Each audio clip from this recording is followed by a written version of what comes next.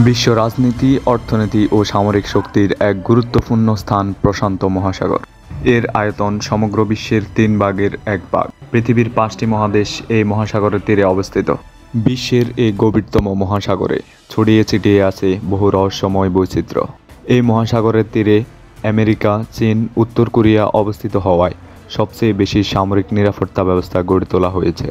আজকে আমরা আলোকিত সন্ধ্যার এই ভিডিওতে জানব সবচেয়ে দীর্ঘতম ও গভীরতম জলরাশি প্রশান্ত মহাসাগর সম্পর্কে। ভিডিওটি শুরু করার আগে অনুরোধ করব, আপনি যদি আমাদের চ্যানেলে নতুন হয়ে থাকেন তাহলে অবশ্যই সাবস্ক্রাইব করে পাশে থাকবেন। প্রশান্ত মহাসাগরের আয়তন এতটাই বিশাল যে পুরো পৃথিবীর সমগ্র স্থলভাগকে এর মধ্যে ডুবিয়ে দেওয়া যাবে। বিশাল আকার এই মহাসাগরটির আয়তন প্রায় 16,52,00,000 বর্গ কিলোমিটার। বিশ্বের সর্ববৃহৎ এই জলরাশিটির গড় গভীরতা প্রায় 4,000 মিটার।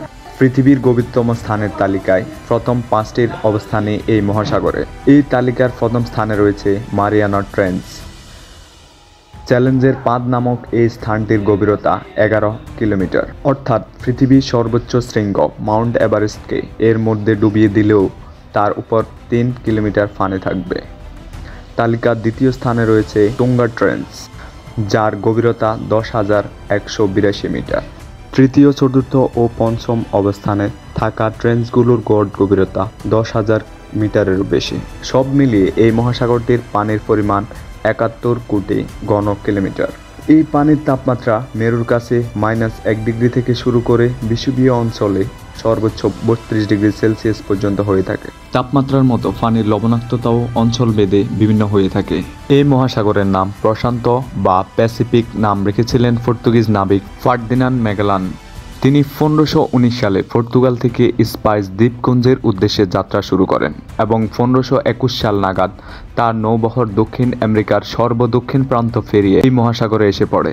যাত্রাপথে তার নৌবহর নানা প্রতিকূলতা পেরিয়ে যখন এক শান্ত জলরাশিতে এসে পড়ে, তখন নাবিক ফার্দিনান্দ ম্যাগেলান এই সাগরের পানির স্থিরতা এবং অতি শান্ততা দেখে এর নাম দেন মার প্যাসিফিকো।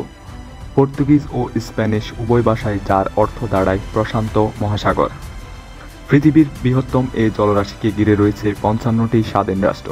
তাছাড়া এই মহাসাগরকে ঘিরে রয়েছে প্রায় 25,000-এরও বেশি দ্বীপ।